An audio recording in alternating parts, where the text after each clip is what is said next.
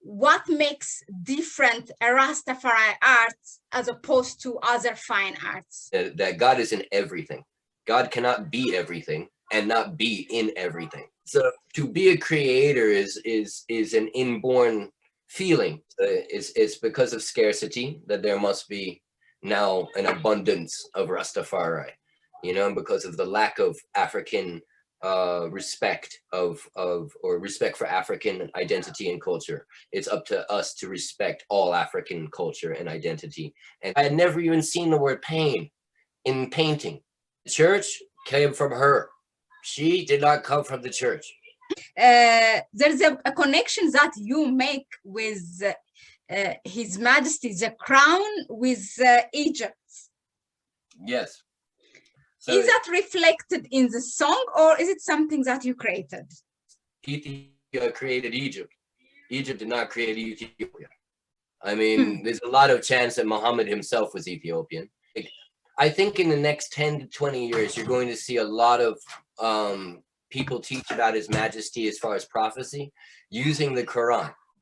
And I had to learn to listen to God. There are two ways that people learn about Rastafari generally. One is because of someone who's come and shown them in the Bible and Ethiopia and the history of Ethiopia and Haileselassie. And so their focus and their future questions and answers will come from Haileselassie and history. The other group learned about Rastafari through reggae. Artists for too long have basically given away the work instead of making people sacrifice for it.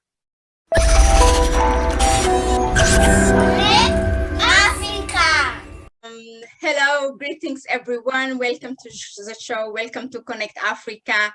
So this is here we have, as you know, on a weekly global Rastafari conversation. So this week I have here with me, and actually I'm honored to have Ras Elijah Tafari, who is an artist, a writer as well. He's an author of the book called Mankind's Last Hope, which we will come back again with it. Hopefully he will be available. And then an artist, when I say an artist, this term's really vague. So he paints, I mean, if that's the right word. And then he's also a poet.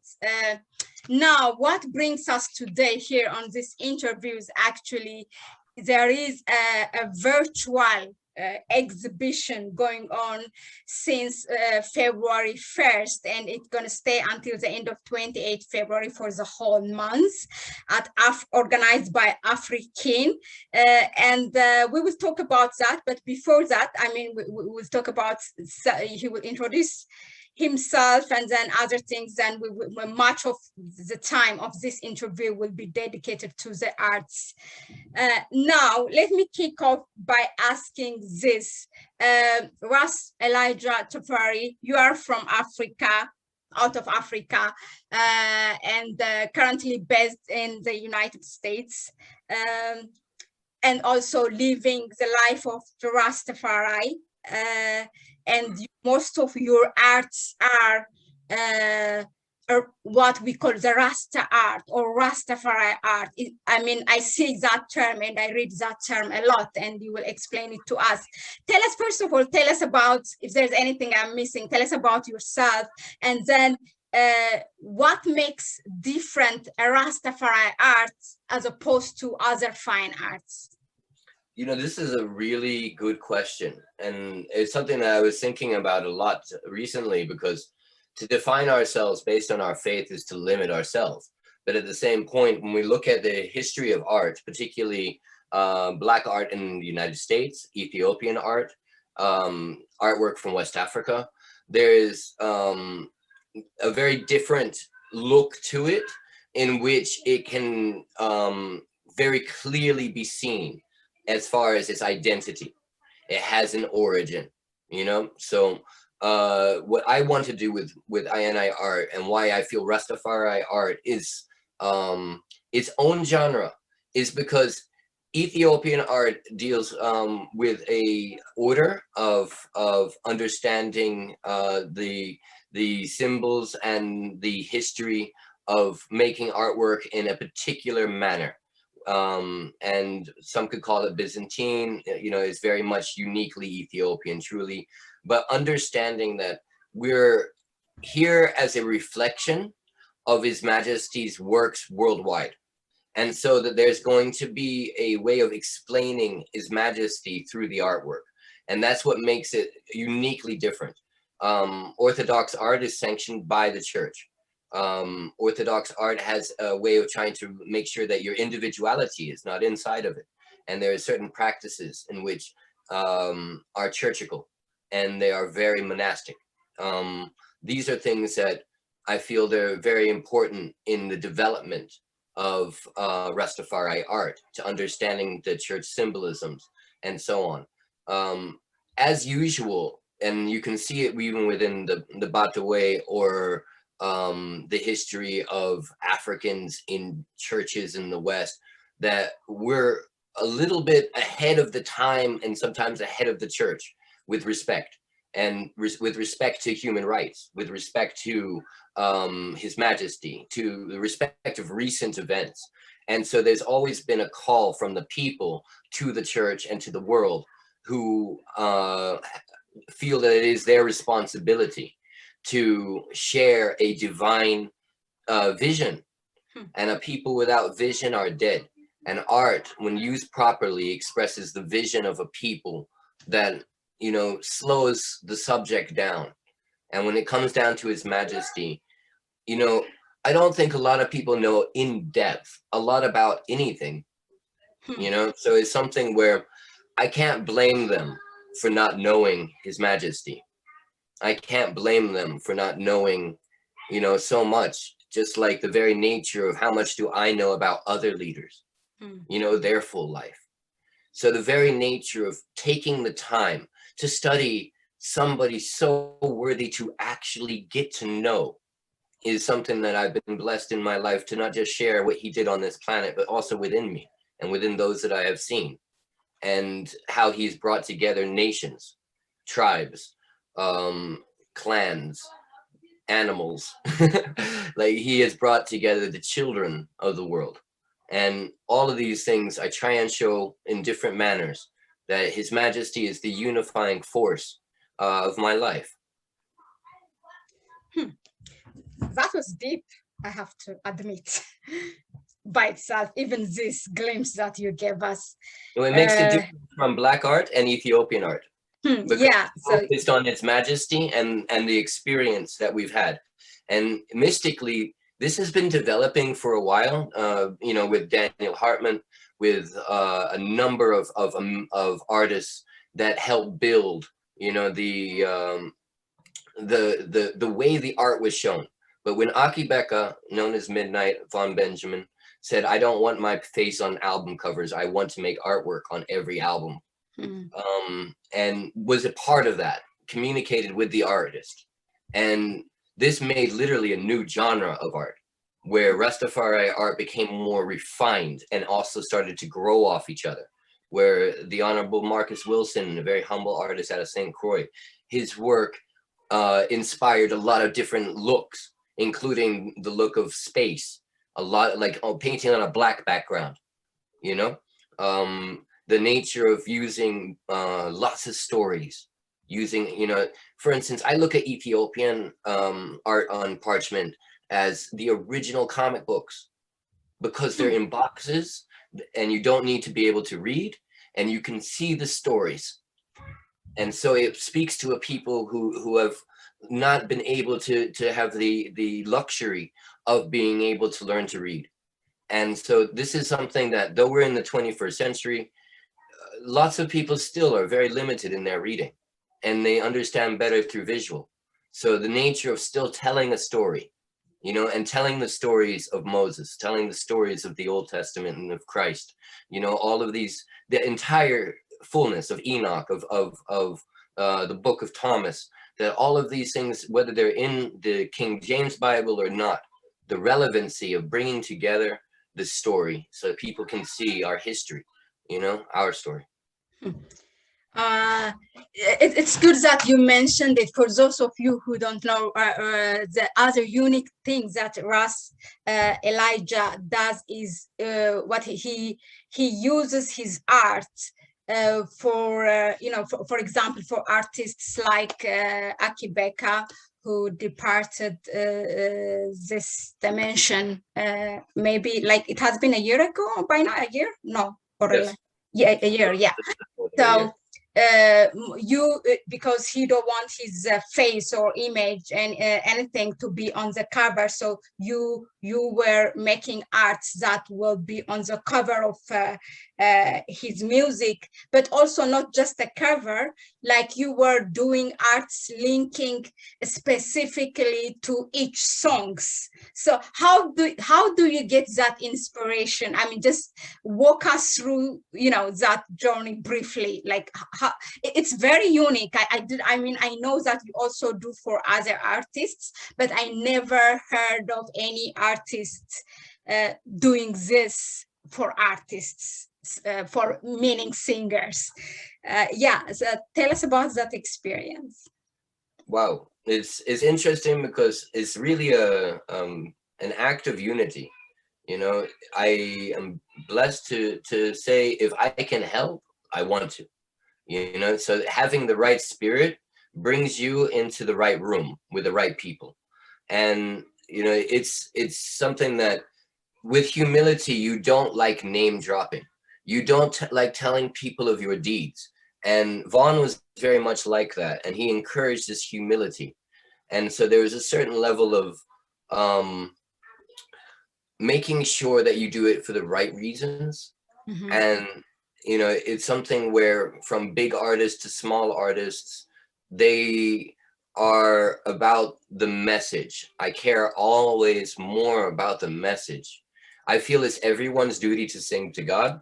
I don't think there's anything special about you if you're a singer. What I do think is special is when you know yourself and you can help others know themselves.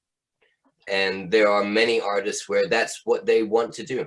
And I know the world needs a soundtrack that is different than the one that we have currently in the mainstream. So what better way than to make our own songs and to bring forth our culture in a righteous way, which can feed the people and encourage the best of them, you know? So this is how we get good character. And you know, it's a blessing. I love working with these different ones. We've got some big albums coming out with Sir Cox and Lloyd, the third of his trilogy of albums, King of the Dub Rock out of Jamaica. It's gonna be a big album. And at the same point, like there's a level when the artist, when I say the artist, I mean a musician, allows an artist to feel what the songs are saying. And sometimes they are uncomfortable. Like in this the new release of Akae Beka Righteous Energy, there's a picture on the inside of the album, which was done for one song in specific. And it's a painful song. You know, it's a song about how, you know, don't forget the nail in Christ's hands. Don't forget the pain that we've gone through, and that we are already the incarnation of our ancestors. And every painting for each project has got its own story, often full of tears, because of the complications of challenging yourself. You know, there's a certain level where, you know, I feel that I have to produce something that is going to be touching and powerful, and I want to do it in a way that I have challenged myself and made something different that I have not been able to do. I've been able to touch into the spirit, because it's really not you painting. Everything's a flow. And that's the reason why I can paint so fast and so much. How long does it take you usually to connect with a song before you touch your canvas? Oh, wow. It depends on the song, but if it's an Akae Beka song, right away. Like, he is the words of my art. Like, there's nobody in my life that I have ever heard come close to be able to bring the complexity and sophistication to the language, to the music, and to the individual listening, because it challenges you to say something. No one says that much to you, speaks this much, and you get to stay silent. You have to say something. You have to say either I get it, I don't get it, I'm with you, I don't understand, but you don't get to be quiet. When he speaks, something in you needs to listen and answer back. You know, and it's a listening time frequency. And it's gut-wrenching, honestly, you know, like you know, I think without your knowledge, somebody took a picture where you were painting, if I'm not mistaken, while it was his concert. Am I right? Yeah, I just got a film of painting live with him from some good friends. An hour. Is it something that has to do with the music, what you do at that moment, or it's something different? It's funny. It's so funny you said this. It's the first time I actually saw a video of me painting, not knowing I'm being videoed, and seeing. Yeah, I saw that. That's why. I don't know if you saw the hour-and-a-half one, but not the movie. No, not really. I was laughing at many things. One of them was my body movements and the way the music interacted. And I realized that my back was very arched while I painted, and I had my one arm behind my back. I don't know what this is about. I love dancing with the music, and I've been in pain many times in my life where dancing was the only way to get rid of the pain. And so there's a certain level of being able to keep a movement where your balance is being able to be propelled by the spirit. And as soon as the show stopped in Oregon, I stopped painting. Wow. As soon as the music's done, I'm unconsciously done. That was like, yeah, there's an alchemy to this. There's a science, you know. I start the moment the first beat starts, if I'm painting live, and everything is along with the rhythm, everything. And if he goes one way, I go that way. You know, wow. There's a way of having a conversation, communication with a painting. You don't tell it what it's going to be. You listen to it. It listens to you, and it develops the way it without force, without predetermination. I'm not in charge. And, you know, I was trying to paint 3 paintings at once that night. And it was something that, what I love is that the focus always must be on His Majesty. It comes back to Haileselassie, so that no matter who's bringing the message, no matter who's where on the stage, our message is one. And our message is Emperor Haileselassie is worthy to be praised all day long. And this is something that I love bringing within and around people. I've had people ask me, how can you say these things? You know, and, you know, the nature of me explaining very quickly, again, because of Vaughn science, and you'll see it in the paintings regularly, is that this is all a Y sequence. Everything you're seeing it grows in a Y up and a Y down. And that is the power of the Trinity. It's on every rock, every plant. It is the nature and the formation of life, even to when you break it down to an atomic level. So the understanding that this Y is the name of His Majesty. It's just like the Trinity symbol. It is the Trinity symbol. It is the same symbol as Mercedes-Benz. There is a way in which creation moves, whether it's a Fibonacci sequence, which invokes infinity, whether it's the YWH that's written on the human genome, whether it's the 23 genomes that make up the genetic sequence. The nature of understanding that as above, so below, that micro and macro are one, that His Majesty represents all of us. We represent Him. God represents all of us. We represent Him. And that this Him and her, this is an earthly concept, you know, the nature of female and masculine before flesh. That was something that is the nature of God's fullness. So trying to make an issue about he or her, it's something which is really about their own understanding of God in man, you know, or God in woman, God in flesh, you know, that God is in everything. God cannot be everything. and not be in everything. So understanding that oneness is why it's easy for us to see His Majesty as the head of this body, which is divinity. Thank you really for that. Give thanks for that insightful message. Now, I want to ask you, mostly the Rastafari people are engaged within art, like either they're a singer or a writer, or producers, or painting like you. Can I say, by the way, let's do this public for once and for all. Can I say artists, and then for those who paint, can I say painter or just artists? How do I differentiate them from other artists? Oh, this is a good question. It's funny, Vaughn always used to be annoyed when you called him an artist or a musician. It's so limiting. So but the painter is that okay or not? Yeah, is it like a painter is fine. Fine artist, painter. Fine art, maybe that's better. I go with fine artists. So either they're fine artists, and also maybe crafting like jewelries.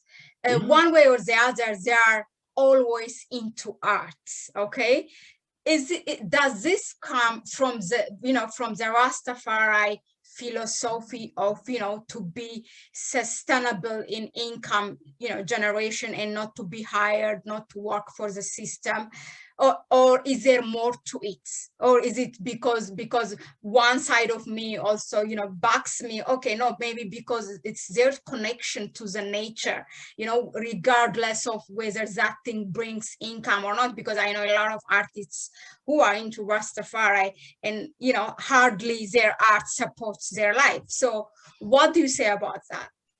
I'll answer it in three parts. One is that without a doubt, when you are looking at a people who are on the lower ends of a social class, they're going to look to themselves to try and create an income, and you're going to see arts being one of the manners in which that happens. That's a natural development in any culture. But the nature now of culture and being in a sense, there's only two types of people: creators and middlemen. So everyone, whether they realize it or not, is in a culture of some form. Now, either they're going to be selling their culture or they're going to be producing culture. So to be a creator is an inborn feeling that ones feel they need to do. And likewise, there are those who their art is not necessarily making it, but actually sharing it. So there's a level of, and that's the last part of the answer, is that for me, I have been breathing art since I was born. I am obsessed by it.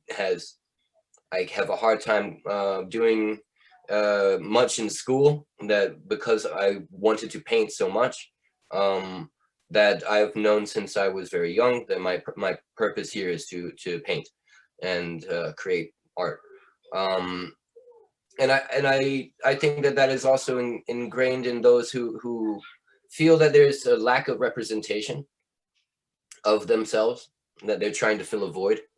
So there's a certain level of making art, and just like music, because there isn't that song, there isn't that painting, that we don't have enough telling us about His Majesty. We don't have enough music praising the Most High, and so therefore we must make more. It's because of scarcity that there must be now an abundance of Rastafari, because of the lack of African respect or respect for African identity and culture. It's up to us to respect all African culture and identity, and not move in a colonial manner of discriminating against certain ones because we have been given a idea of class, of rank. So it's very interesting because music, art, and even incense, perfumes, herbs, is all based on a feeling. So the nature of what its value is based on the feeling it gives you. This is not like other things. The same exact tools can make garbage or make something worth $1 million. But it's about literally the feeling, the authenticity, the essence.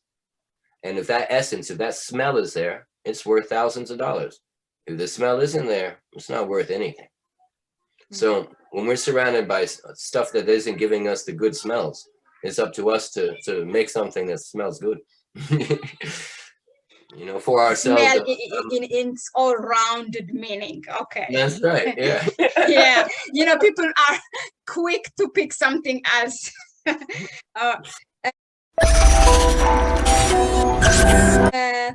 Let's go now to the arts that's organized by Africans that has been there virtually for the past almost 4 weeks. I had some. Is it possible for you to share screen? I think I can. Yeah. Let's do this.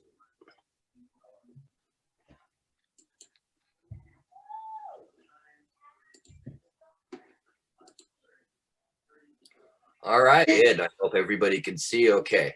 Okay, yeah, very good. Wow, I think everybody here who views this interview is blessed, you know, with this beautiful, beautiful art. I mean, I will try to post this before, but if not, will it be available after the 28th or not? I don't know. Yeah, okay. Hopefully, we can, if there's popular demand, maybe we could get 1 more month. So it's all up to the number of people that came to look. Okay. And yeah. All right. So it's really cool because you can see people inside of here that are walking around taking a look. Yeah, that's really that was mind blowing for me. So going through the art, so the first thing that caught my eye is, and I caught some of them have, you know, this not, I wouldn't say little, this explanation, some like a poem, some just like an explanation by itself. And I am on the art where by the title "When He Stares." When he stares. Okay. Okay. This is one of my favorite poems as well as paintings. Okay. All right. So I quote. It says, "There is no me allowed. It's a we thing waiting for you to know the true I." Now my question is, can you explain this I and we thing in Rastafari, and how this is specifically reflected in this piece of art where it says "When He Stares," obviously on the portrait of His Majesty? It would be my honor. Thank you, thanks. His Majesty is wearing a shama in this, and then shama in traditional culture of Ethiopian biblical history, going back into the scriptures, represents God, that he covers you. That's what the shama. Okay, wait, is this as close as it gets? Sorry. No, we can get a little bit.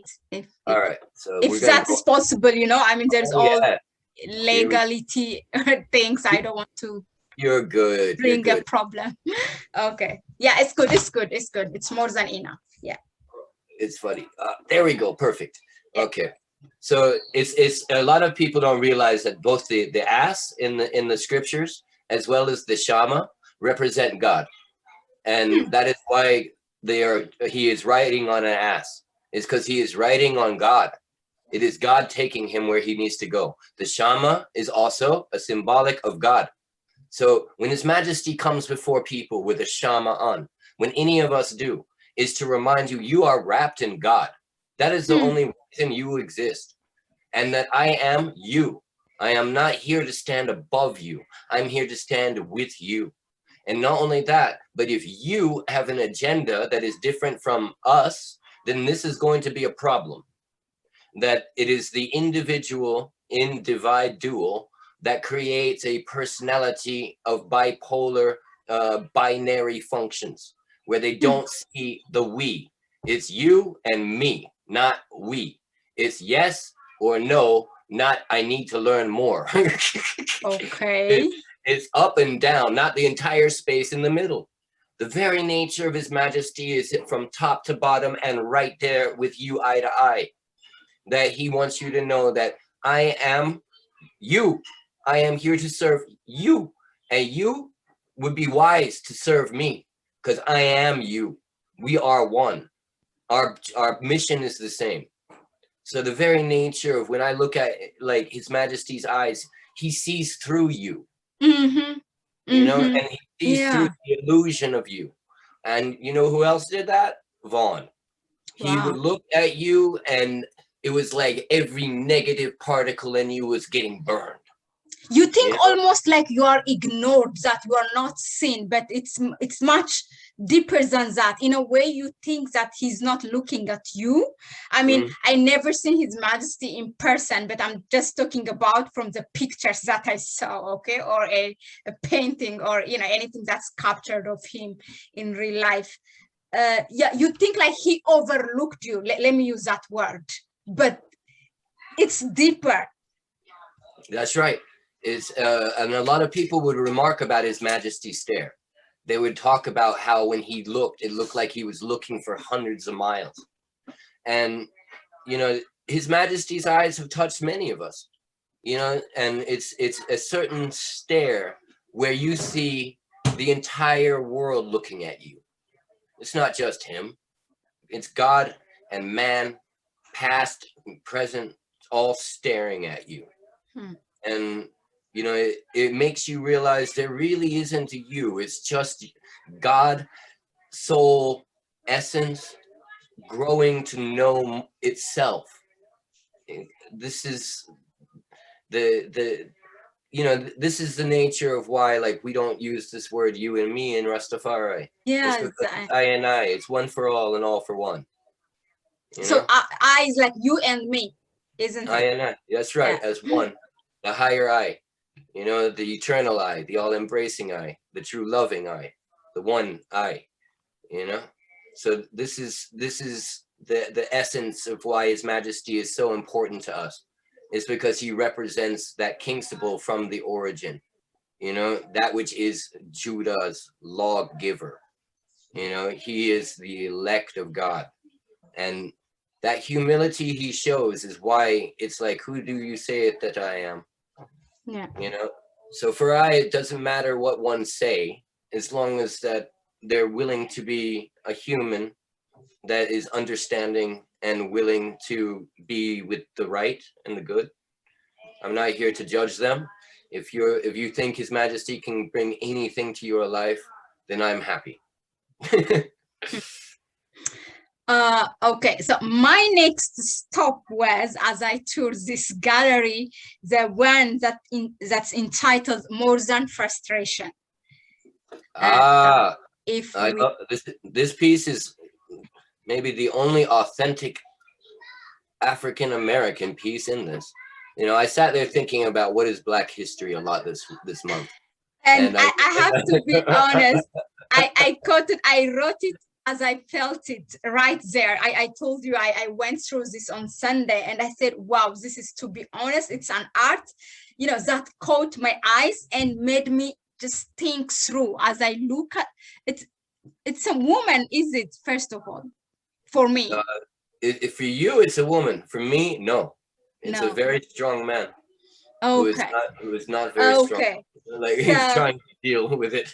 Okay. So here is the thing. It says, okay, there's nothing beautiful about my pain. There's nothing to be captured by my bondage. I must accept what I reflect, though I would rather not. Frustration is part of the human experience, but this is more than frustration. Now, I would say human experience is, what also art reflects, whether it's a fine art, music, poetry, or, anything. Is it wrong to capture human pain? You didn't say that explicitly in the poem, but is it wrong? Is it bad? I don't know. It's interesting.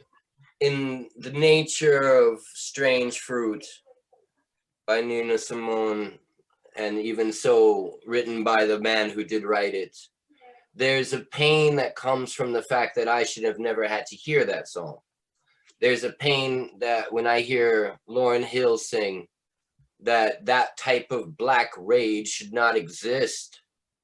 And it brings something more than frustration, where our song and dance and our tribulation is so entertaining. I am an African with rich history, and the experience of slavery is something that is a part of our collective African experience. But to be in the West, surrounded by this victimizer relationship, it's like being a child in a family where the man beats his wife and your mother, and this is the daily routine. No child should have to live in that house. And that's why this is more than frustration, and why it's really black rage, that they have no problem enjoying in a way that is not a spectator sport. So that's why. So yeah, so it's typically that you paint and thinking of an African American man experience. Is something that's now become, is something that as an African anywhere you're going to experience, even in Africa. It's in disenfranchisement to a point that it is an attack that has been planned out purposely. That you are not just the victim of circumstance, that you have been picked on, so you will want to destroy yourself because it's a hopeless feeling. I have many paintings of hopelessness. I don't show them because people will leave my booth. It's bad for business, I'll tell you that. You want to show angry black women? No, they don't. People don't want to see the angry black woman. They don't want to see people. But do you say people? Which people don't want to see angry black women? The black women themselves, or? I would say that you know, living in the United States, we have to accept that the majority of this population is European, and so you know, it's something that when I bring my artwork in public, it's really even a scientific thing. People smiling versus people frowning. You know, like what's more inviting? You know, like even the simplicity of watching that if I wear my turban, I'm going to have much less people come up to me to even look at the art. So there's a certain level of understanding the psychology of the people around you and realizing that if you want people to come closer, then you need to take certain steps as a precaution. And if you wish, if you don't want them to come closer, then, you know, don't do that.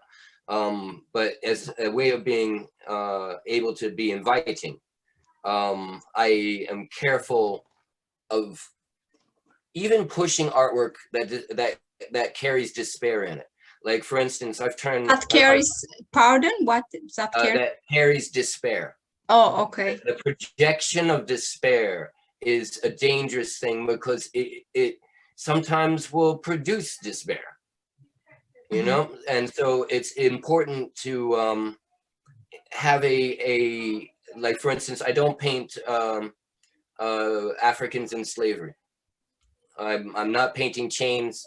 I'm not painting policemen shooting black men. I'm not doing it. You know, I don't care what your project is. I don't care what your idea of what you see on the album cover. I'm not doing it.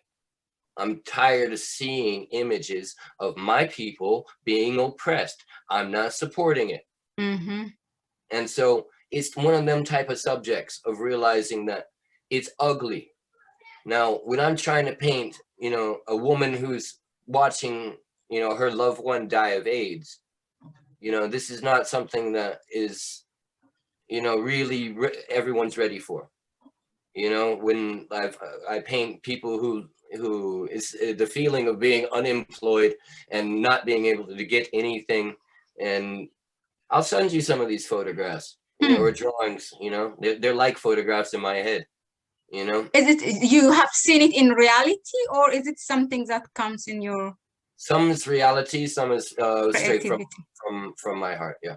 Okay. You know, and you know, I was captivated by the lack of response and care of what happened in Sudan during the in Darfur, and I thought that the photographs that came out of Darfur was incredibly telling, and I made several drawings that were just from painting and a painting of people from Darfur. And, you know, I feel that Sudan has a very special place in the connection between Egypt and Ethiopia, and that Sudan in a lot of ways carries a bread that we will both eat of in the future. Mm-hmm. That they are the missing mediator. they will bring peace, you know. I will quote you on that one, the missing mediator. What a beautiful name. Very, very foretelling. Okay. God willing. Okay. Yeah. So you are not purposely painting those pains, you know, like people in shackles or anything.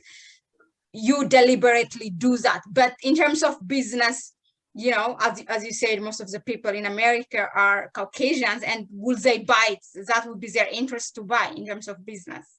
I don't care. I don't. But no, I'm just asking. It's a curiosity to know. I don't think so. I don't think that anybody really wants to see people in chains. I think that art can tell a story, you know, and there are ways of using different forms of art to tell stories. So if you want to show something, you know, that is going to show this feeling of resistance while still being imprisoned, I would suggest you spray paint it on a wall. That's the way that you show you are no longer imprisoned, and you're still in, or though you are imprisoned, you're in resistance to the imprisonment. So to paint chains on somebody on a wall already is challenging the mind of saying, I'm breaking out of the chains by painting this on a wall. The level using political cartoons. So there's ways of showing certain things, but when it comes down to taking the time to paint something, you know, the nature of pain. I've got one painting where it's a woman crying, and it's not even her, and she's got her hands covering her face, and she's covered in cloth and on the floor, and she's crying, and it's broad daylight, and I have half the picture looking incredibly dusty and half the picture just turning into a mud water, that even the tears are coming out of her forehead, that it is beyond the visual image of the woman. It is about the feeling that she brings, that in broad daylight this woman is collapsed, and you know, this is something that is in front of you. It's in your face. If you've ever lived in a place with leprosy, you've seen lepers. Mm-hmm. It's a terrible thing to see, and you know, I remember seeing them from my childhood, and it's something where it makes you say, you know, for you to think you are better than them is really, really bad. The very nature of understanding that could be you is one of the most revelating thoughts that someone can have, is realizing it's all in God's hands. And stay humble. And that picture, you know, a European, that painting, it was a painting, he purchased it. But the nature is that Vaughn really wanted to show me that my art is here to bring joy. And when he sees my art, he gets joy. And so he nicknamed the artwork Joy Tings and said, we're going to get rid of the pain out of this. So it's going to be a joy ting. And by now throwing a polarity, I had never even seen the word pain in painting. I had never realized how much I had said the word pain every day. And so when he showed I that it was joy that we are here to bring, you know, that it allowed I to say, yeah, this is a joy thing. And from that point on, it became part of a new, you know, lexicon that's developing, that you know, you've got paintings and you have joytings. And, you know, the one that we're looking at now is a painting. The one next to us, you know, let's go to this one over here is definitely a joyting. And even though it's serious, it is the colors that capture him. Is this the one, the watermelon? Uh-huh. Oh, yes, because my next stop was that. So here, you know, most of, I would say, I think the art seems, you know, anyway, at the end of the day, whether it's a person who is viewing a painting or who is reading a literature or who's reading a poem, takes her or his own meaning, you know, that's, or you pick your own theme. It can have different meaning, and I love that liberty. I don't want to be told. I mean, it's good to know the perspective, but also I don't want people to come and challenge me. Oh, this means no, so this theme is this, so you have nothing else. No, I don't want to be limited. That's right. Yeah, so having said that, this one, it's for me, this watermelon priest, it seems simple but yet complex at the same time, and equally. I don't know how you managed to do that. It's like, and even the colors, I said, what is watermelon? And they look like watermelon, the colors. Does he mean the color is watermelon? I mean, what is this? Like, just walk us through this. Really, I'm very eager to hear this. This is one of my all-time favorite paintings, and it's almost like what you said. I don't know how and why. It was a feeling that came from the way that let me say, it's like both, also like in terminology of our art, there's a realism and there's also abstractness at the same time to this art. Yeah, okay. Absolutely. The mixtures of styles that came out of this made me really joyful. And, you know, there was a certain level of the mystique of when the priest peers at you from behind the rock, and how a bit of him seems like he is the rock. And then there's the level of the colors that comes from the earth. We in New Mexico have the mountains here are called the Sandias, which means watermelon somehow. I think it must be a very old Spanish, because in contemporary Spanish, watermelon is agua de melón. So like we have an old Spanish here in New Mexico. But the word sandia means watermelon. And in the evening time, the mountains turn to a watermelon color because of the silica in the rocks. And so when I thought about the beauty of the rock, I couldn't help but think about the beauty of the watermelon. And so the nature of the piece coming where I was feeling pieces of rocks, but at the same point, the beauty of him being himself. And the only thing that would make someone know that this is an Ethiopian priest is the shape of his hat, and then the geometry of his face. It is a very specifically Ethiopian face.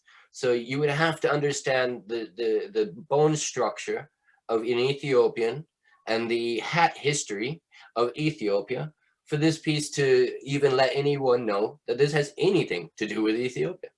And I like that because it allowed the viewer to be able to see their own vision. And similarly, I liked how the rock looked like a scarf. You know, it was suggestive. It was abstract, but yet at the same point, the brick is a scarf. The lines in which we're looking at is not the traditional Z shape or S shape that I make most of my paintings in.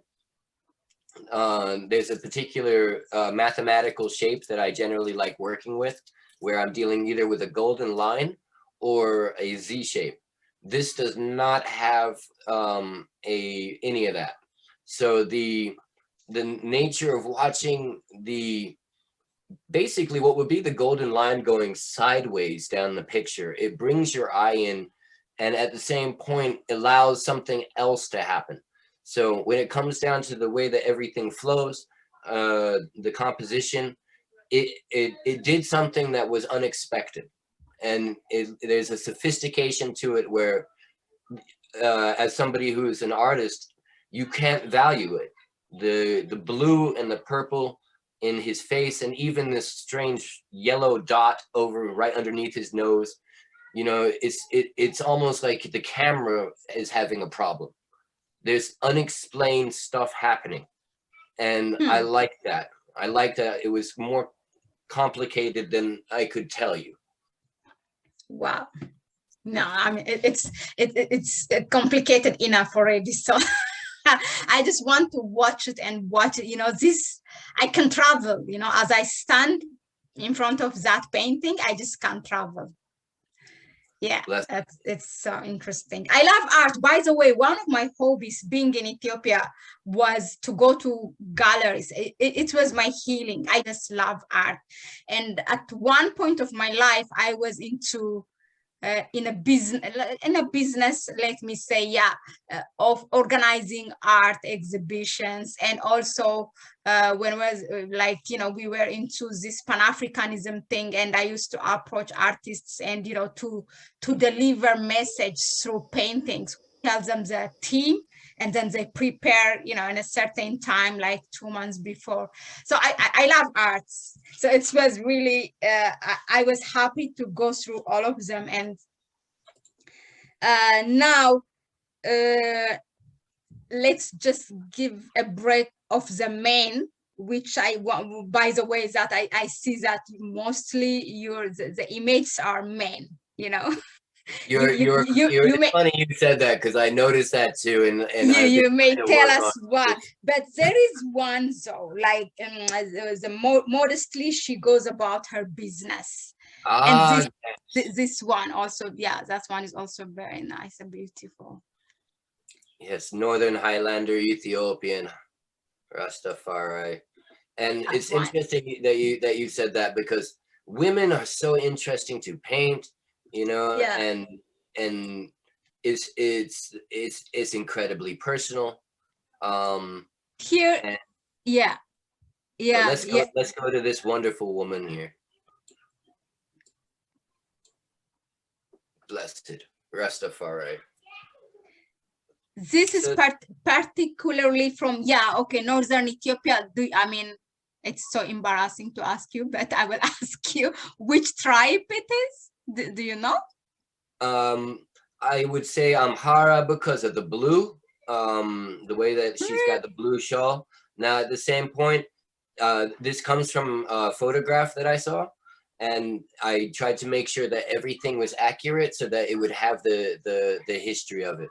But it's very much, it may even be closer to Tigray. I will go to the eastern part in Hararge, the Kotu woman, you know, who speaks Oromia, but in Harar, they also live with the Adares. And then maybe also in Ertra, a tribe called Kunama, if I'm not mistaken. So, but I really didn't see the connection of this woman in terms of, because somewhere I see a church, with like an Orthodox way of life in terms of her attires, you know. That was done purposely, was to show that you have a contrast, you know. And the reality is that the church came from her. She did not come from the church. Before there was a church, there was the Black woman in this region. So the very nature of understanding that it's you know, it's her food, her work, her life, her children that brought forth all of this. So, you know, it's something where she doesn't know how powerful she is, you know, presently, in the past, and in the future. That, you know, without the human, without her, this church is nothing more than a museum and an empty building. You know, it is. She is the soul of the church, whether she's in it or not.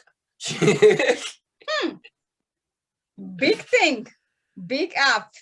Yeah. The I would love to talk universal with you about umbilical feminism and the goddess before and before God. You know, before I read this book that says when God was a woman, actually.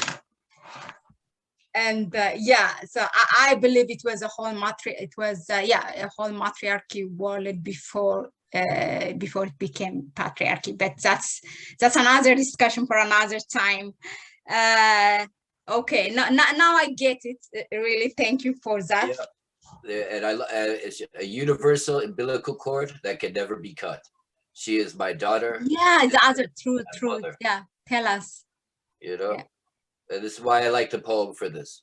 You know, because The she umbilical is depicted in the plant that she's having. It is more about the relationship that we have with her. The feeling of the lines, all of her lines are soft. All of her lines are feminine. You know, the lines of a church are straight and hard. They are masculine. The lines of nature, they are feminine. When I went to Ethiopia, I went to a church and they said, "Do you want to see the womb of Mary?" You know, and I said, "This is very interesting." I said, "Sure." And they took me to a hole in the ground. It was just a hole in the ground. And he said, "The earth is Mary, and this is her womb." And it made me realize, you know, the depths of understanding the earth is feminine. You know, there's no sons of Zion, only daughters. There's no father of Zion, only Saint Mary of Zion, mother of Zion, but no father. There's a king, you know, but these terms, even Adanya, you know, in Ethiopia, you can call a child Adanya, but it's not usual for a child to be called Adoniai. And it's because the woman can reflect the nature of God very, very easily. So, you know, it's in her kindness, it's in her food, it's in her soul, it's in the fact that she birthed us. You know, beautiful.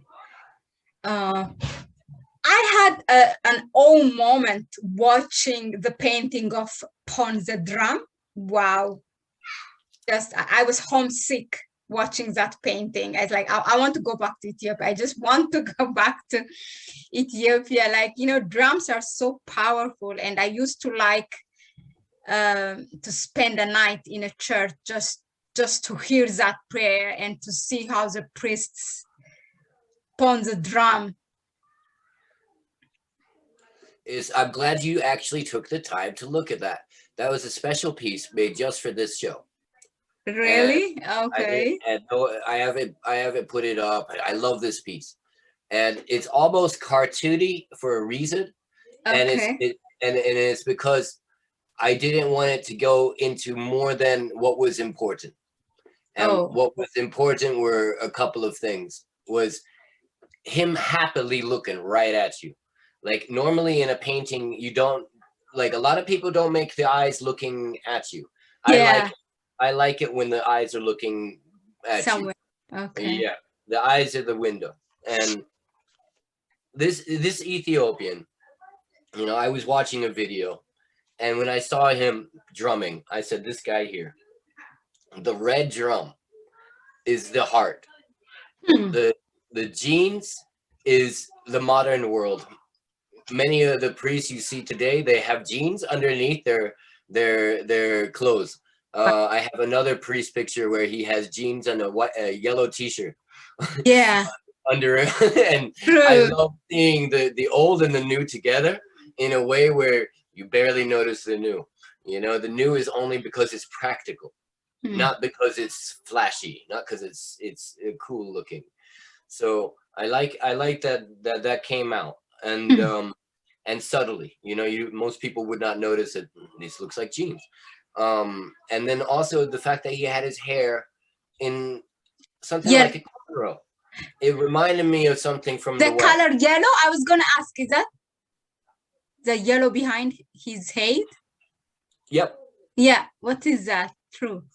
This is the Holy Spirit encompassing him, that his mind is with God. He is not with man. And this is why I wanted to have the lines going just straight off the painting. Like whenever you see a line coming off of a painting into someone's head, and there's a meaning for it. The place it hits on the head, where it's going, all of it is relevant. And so I wanted to create this light around him that wasn't a halo. I don't like doing halos a lot. And so I try and make my different forms of halos. That way there's no confusion about sun worship. And that, you know, I understand the light, and I also am very careful where I use the sun in my paintings, because I don't want a false interpretation of sun worship being hidden inside of my artwork. There's a lot of art that they don't realize that they are actually playing on the original structures that created white supremacy, which was using light as good and black as bad. And by doing those things and creating that imagery inside of art, they have created a worship of the sun and of gold. And it's shown in the artwork, and it's something that we can flip that script. I don't need to have a sun in a painting. You know, I don't need to have, you know, circles. You know, we are obsessed with circles, but like the nature of creation isn't in circles, it's in ovals. So a circle is almost imperfectly perfect. That nature does not create circles usually. It creates ovals. And you can see that with your body, with your shape of your head, your eyes, the shape of your ears, your nostrils, that everything is an oval.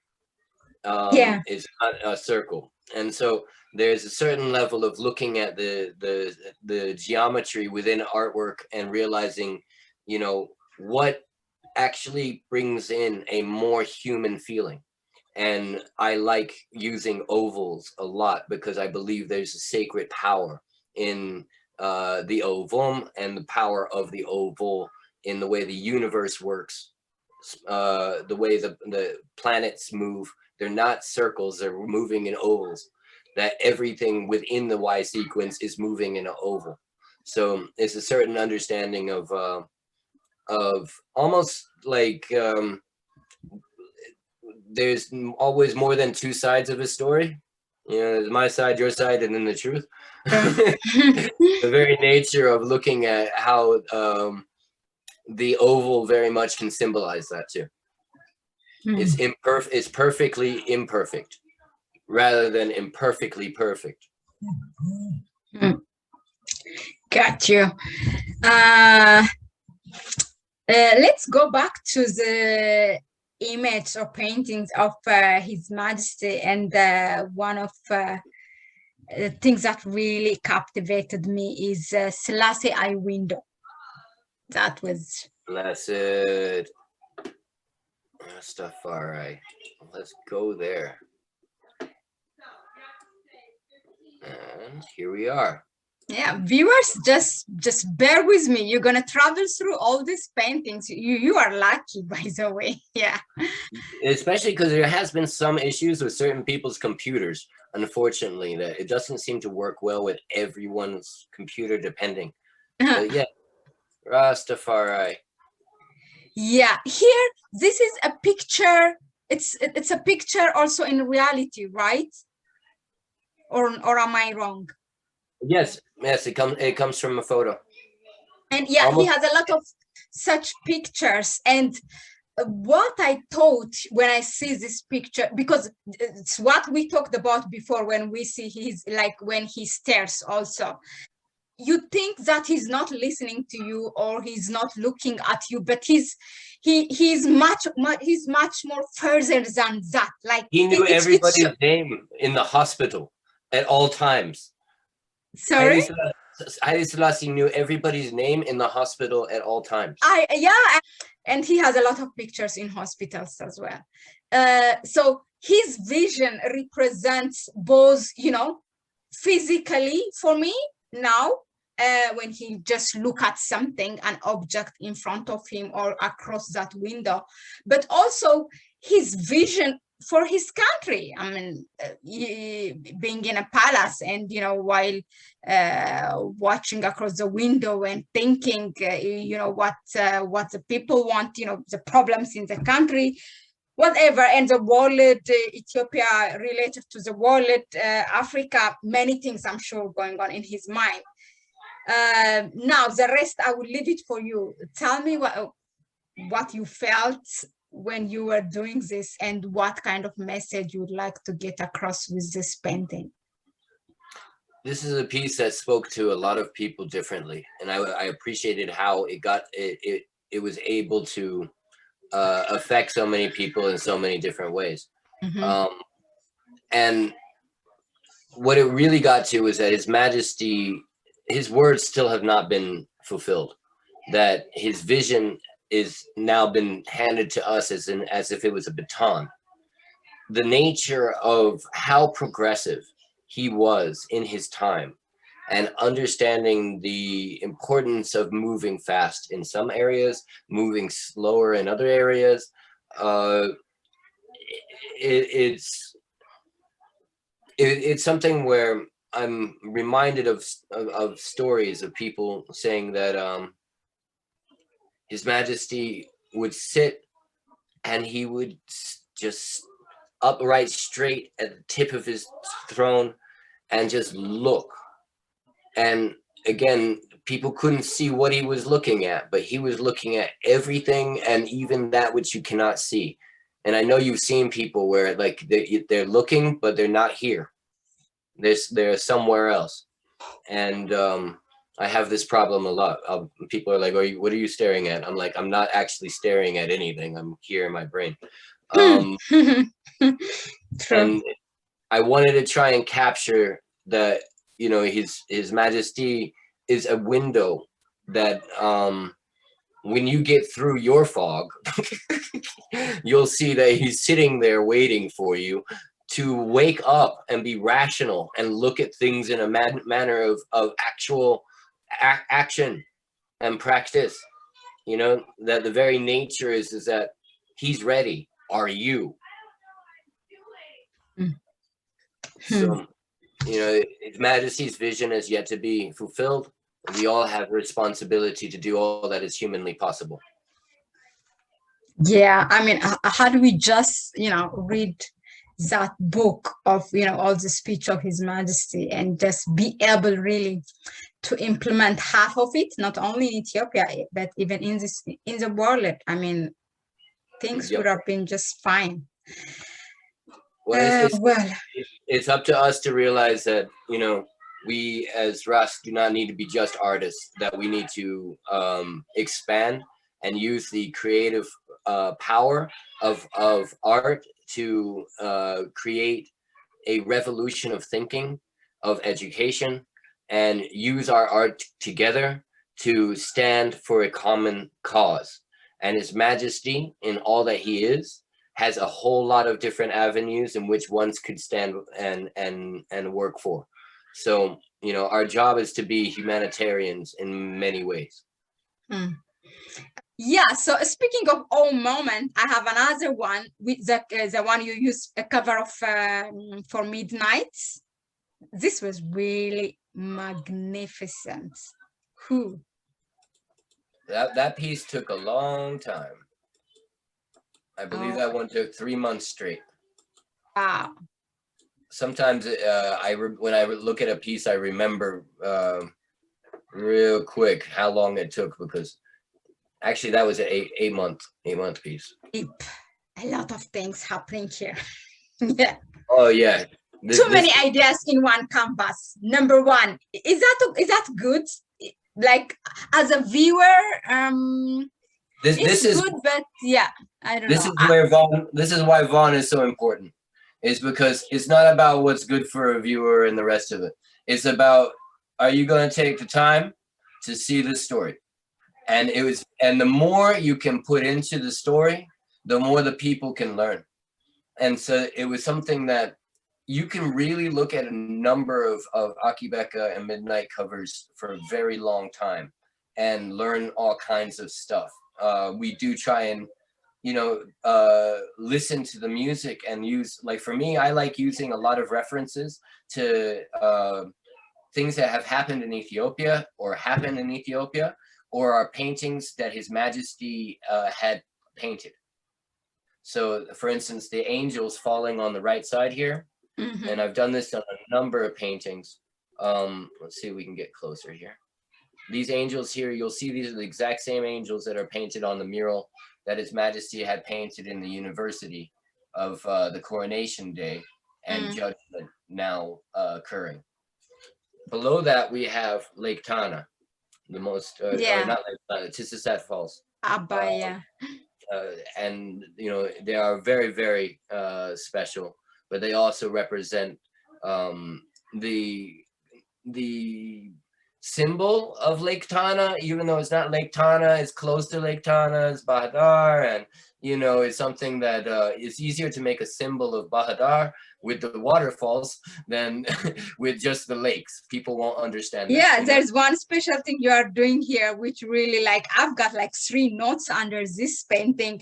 There's a connection that you make with His Majesty, the crown with Egypt. Yes. So is that reflected in the song, or is it something that you created? It is reflective in the history of Ethiopia and of Christianity. The nature of where Christ came and hid and maybe spent most of his life that is written is in Egypt. So the nature of the first Christians, even the ones written in the Bible, I think it's the book of Luke, they are referred to as niggers. And it's something where twice in the New Testament, there are these people that are referred to as niggers. And they are Christians from Egypt. And this was a Greek term for the Christians from the Nile region. And so the nature of Christianity in motion at the time of Christ's life is recorded. What is Greek term? Sorry, I'm really following every word. That the Greek term, you mean the Ethiopia, the word Ethiopia? No, it's a special word for Egyptian Christians, and it's literally nigger. Nigger, the one we know, the derogative term. Niger. Yeah, it is written. We can pull it up on Google where it is written. I believe it's the book of Luke. But that's what is written in the first Bible. Is that what you're saying? What I'm saying is that the nature of the people who follow Christ is written in everyone's Bible.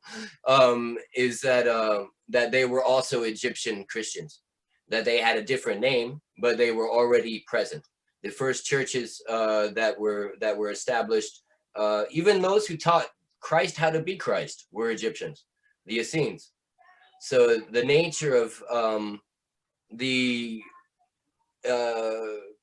history of Christ and Egypt is also very important. But really, like, what my focus, I thought you were going to say about talking about the sword that I have of Michael pointing at Jerusalem.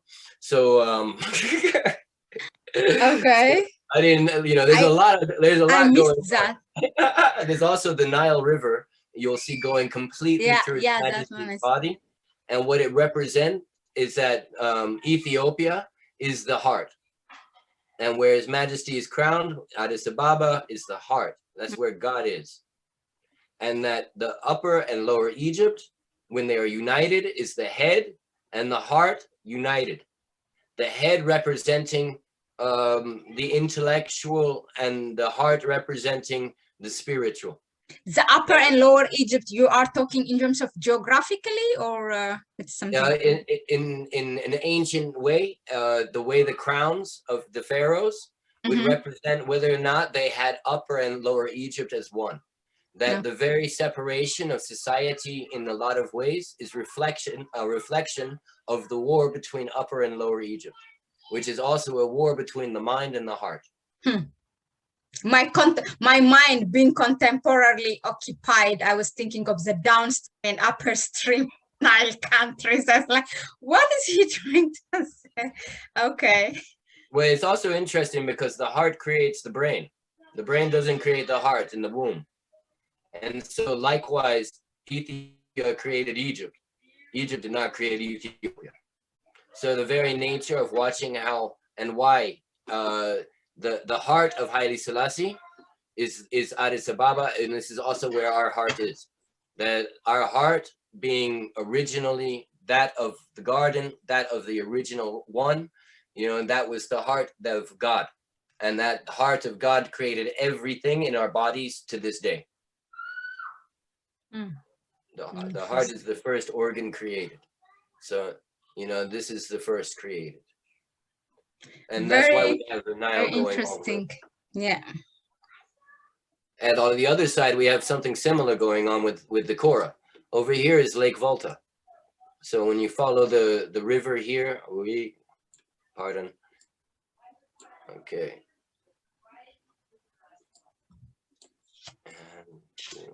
Okay.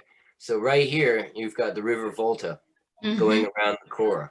And, you know, this man was made to reflect the spirit of man, not the physical of man. You know, same way with Ras El, even though this is a real man, I wanted to show what I see. So I'm turning the man inside out. So what you see on the inside is now the outside. What is black is white. Deep. And this is the area of Ghana. And the importance of uniting the east and the west of Africa is also very crucial. Why? Because we as Africans are not here to choose what country. It is important for us to understand the glory and the importance of Black liberation in Ghana, the music of Ghana, the powers of West Africa in its support for the Black liberation struggle of African unity, and to see that they are, in a lot of ways, you know, it's real interesting. It's like one participated and one resisted. To come together is to have those extremes of differences come together. You know, also, if you've been you're Ethiopian, you'll know that many things that people from West Africa do in Ethiopia are very odd to Ethiopians. So I think that is fun for Africans to learn more about each other, because we will also, it's good. I'm not against you know, is the West uniting with the East. I just wanted, you know, what is behind your motive, or you know, I just wanted to go through in your thoughts. You're right. Vaughn would sing about the River Volta in that album particularly. Okay. And we love the Kora. We want to acknowledge the dreadlock Muslims that, you know, do things in a very Rastafari manner. So it's very interesting to watch. Like, I think in the next 10 to 20 years, you're going to see a lot of people teach about His Majesty as far as prophecy using the Quran. The emergence of Rastafari in West Africa, in Morocco, that all they know is the Quran, and they can explain enough prophecies. And I mean, we really could go down a whole list of things. I mean, there's a lot of chance that Muhammad himself was Ethiopian, that Abu Bakr was most likely Ethiopian and had dreadlocks, and that's his elder teacher. The nature of Ethiopia being the only reason they existed, and they put their trust in the Christian emperor at the time, is prophetically important. And it's just the tip of the iceberg, because there was a certain level of understanding that you know, you exist because of 40,000 Christian soldiers that were sent to Medina, that you exist because the Ethiopian emperor allowed you to. And therefore their humility towards the Ethiopian emperor should be most holy. But on top of that, it says that when Christ returns, they're supposed to follow him. So if His Majesty is the returned Christ, then every single Muslim should be hailing His Majesty now. Somewhere in the surahs it says that the future of Mecca will be nothing but Ethiopians walking around talking about Muslims. People called Muslims once lived here. It will be. I've never heard of a religion that predicts that people will barely remember who they are in the future. That they already saw their own ending. You know, they knew the next step would happen, and it would be Ethiopians that would conquer. They're very specific about Ethiopia in the Quran. It's the only country that said you do not attack it unless it attacks you. It is very, and it's because they're blessed by God. Interesting. Yeah, true. Most of your artworks are, you know, I mean, okay, let's be specific in terms of what you pulled out for this exhibition is about His Imperial Majesty Haileselassie, and I think most of your arts, I can say. Now, like, is it being for you in the Rastafari way of life inspired you to draw mostly him? And also there's it's the Ethiopian church, the priestess, and yeah, that kind of touch. Or which one comes first, actually? Your interest in the image of Haileselassie, or you being Rastafari? Where does it come from? And also, if this, you know, I mean, I would imagine there is only a certain group of people who are interested in such arts, if we think about it in business. So that's not a problem for you? Oh, it's a comedy. This is a very interesting question, and this is why I love your questions. This is there are two ways that people learn about Rastafari generally. One is because of someone who's come and shown them in the Bible, and Ethiopia, and the history of Ethiopia, and Haileselassie. And so their focus and their future questions and answers will come from Haileselassie and history. The other group learned about Rastafari through reggae, and they learned about Rastafari through the Rastafari movement. And so they heard what Rastafari as a movement said about His Majesty. For I learned about His Majesty, and my focus became about Haileselassie. And I had been drawing my whole life. The more I focused on His Majesty, the more my artwork started to become on Haileselassie. I felt that God wanted me to find out for myself what His Majesty had done and do my homework. When I had walked for many years with nothing, trusting only God, I asked every single human being I could about, who do you know about Haileselassie? I walk from London to Morocco. I walk across the United States 4 times. Years with nothing but my art pad and just trying to learn about Haileselassie. And it was really very much allowing the spirit to take over my body and God. When doing this, I just draw Haileselassie, draw Haileselassie. And, you know, I got a sign from God telling me Haileselassie is the King of Kings and is the name in which I should praise him. And after that, I was shown many signs in which I cannot ever deny Haileselassie, because God himself has given me the affirmation. I tell people a lot of times, if you want to cut this short, go pray and ask God, and God will give you the answer. So the very nature is that's what needed to happen. No matter how many books I read, no matter how many people I asked, I did not listen or trust what God was telling me within myself. And I had to learn to listen to God. And it made me, again, humble myself. People thought I was crazy. They said, you can draw anything in the world and you're just drawing Haileselassie all the time. They said, you could work for any company. You just draw Haileselassie all the time. There's no greater thought than God. To dwell and to think about God. Haileselassie will bring those meditations to your mind. He will open up how great God is. People have put God in a box.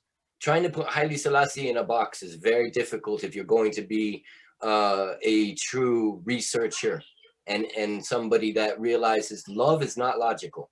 God is not logical. When you start looking at the levels of seeing balance between that which is a mystery and that which is known, that which is reality and that which is fiction, that is the nature of our history as Ethiopians and as Africans. It is mixed with God and country. You cannot separate fact from fiction and myth from reality. And to let go of either one of them would be foolish. Haileselassie encompasses all of that. The actual, the tangible, the mortal, and the immortal, the untangible, and that which is beyond comprehension. His Majesty opened up that key in Ayele, and you know, it was something that, honestly, I'm going to say that it was in large part because of Akae Beka, of Vaughn Benjamin, that my artwork went around the world and became very, very well known.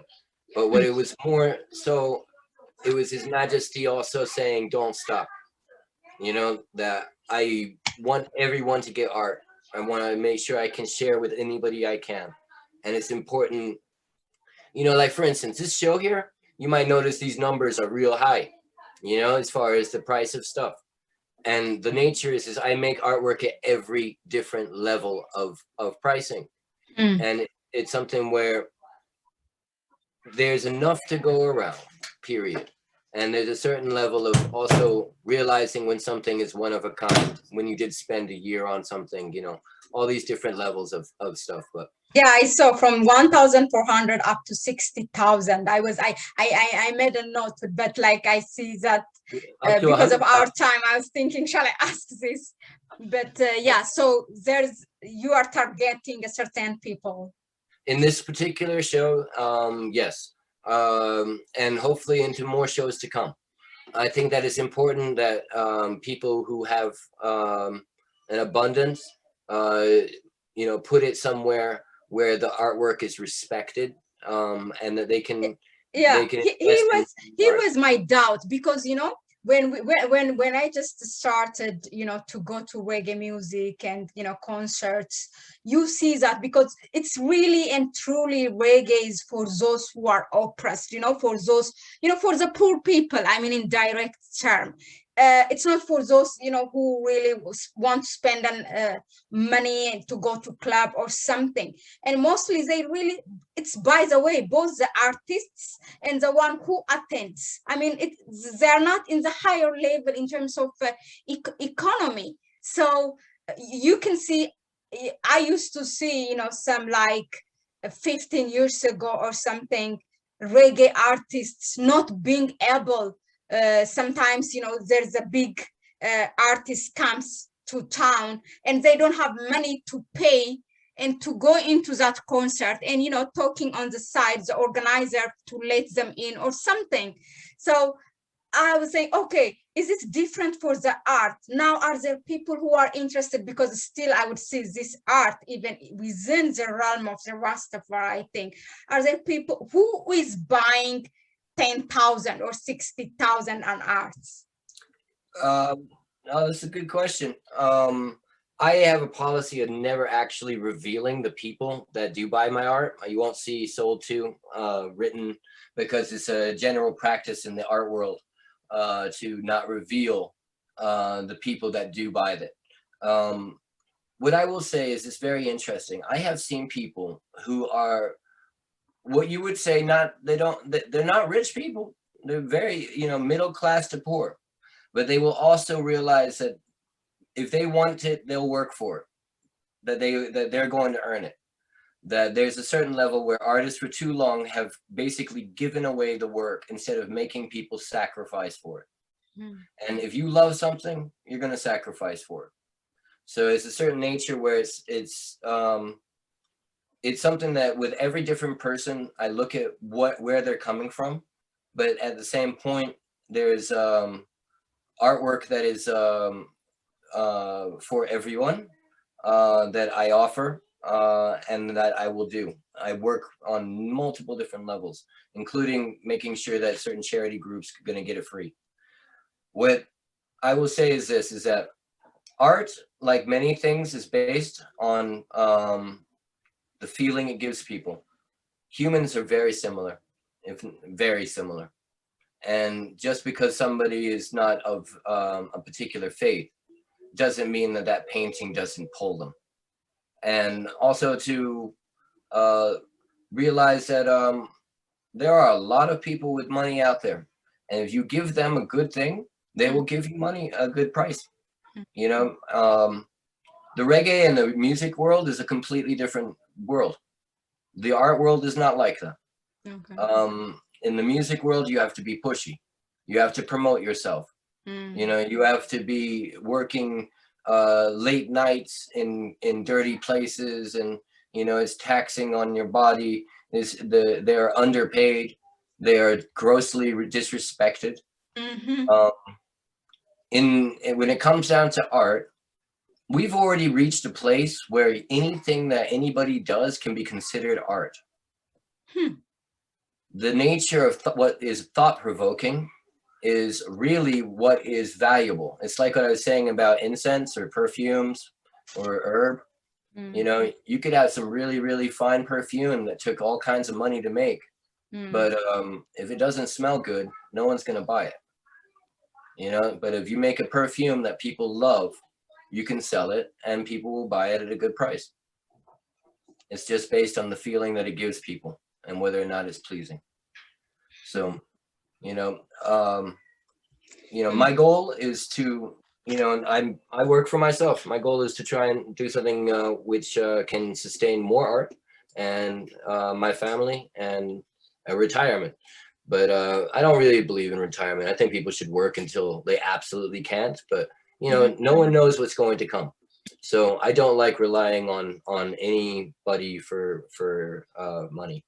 No, but yeah, don't get me wrong. I really would love to see, you know, any products, whether it's a jewelry or a craft of a Rastaman, or it's his music or art, to be on that level and to be respected, because I still feel it's not respected, and people are still kind of categorizing anything that comes. I mean, things are changed, certainly, but still, you know, categorizing it, you know, that's always associated with ganja smoking, or like, you know, just leave them alone. I mean, I would say if the world really listened to reggae music and what Bob Marley have to say, or any conscious reggae singers and philosophers, speakers have to say, long time ago, this planet could have been saved, by the way. I wish that time comes.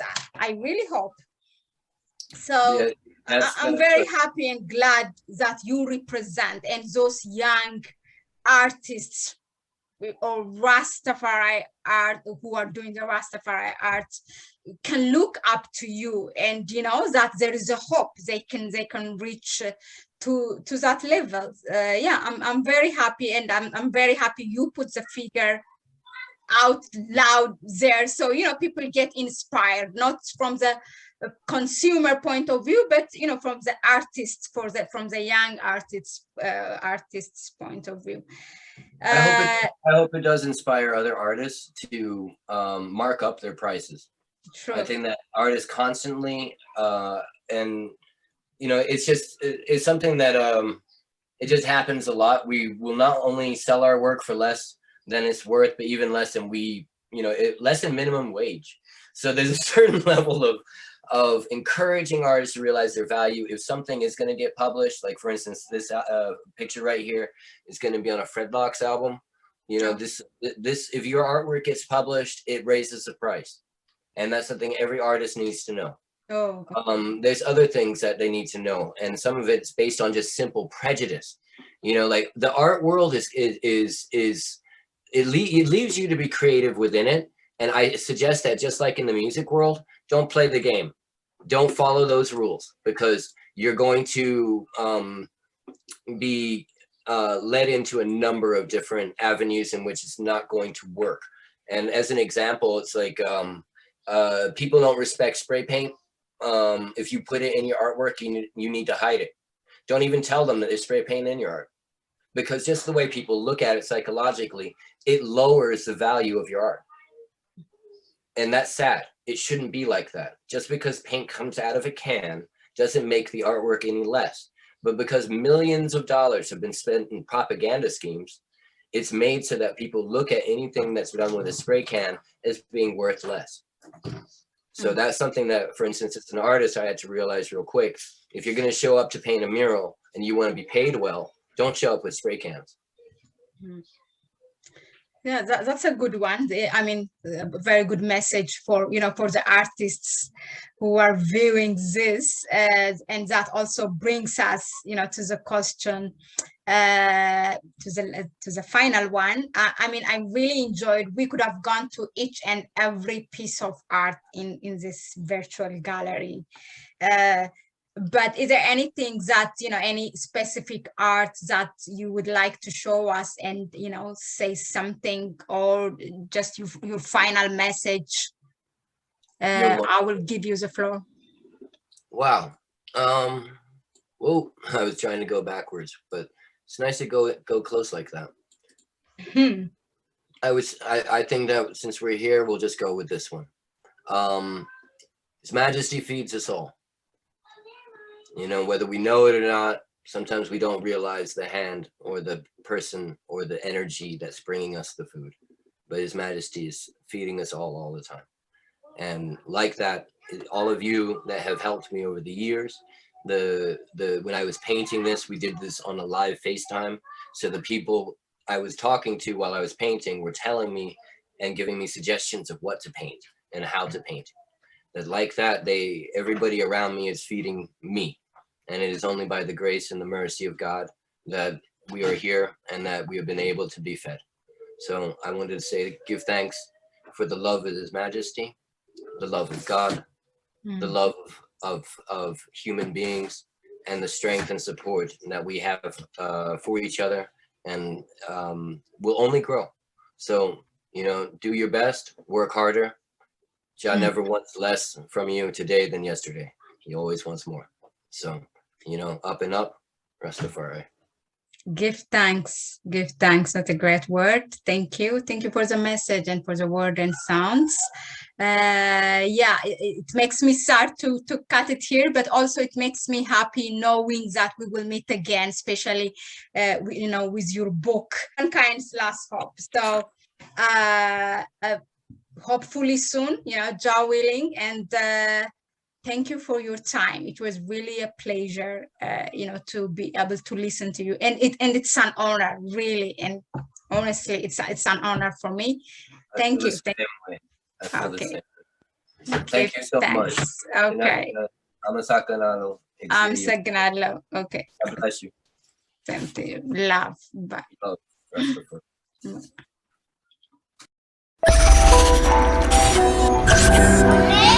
Africa. Okay. If it's Jah will, where we will get this on the road.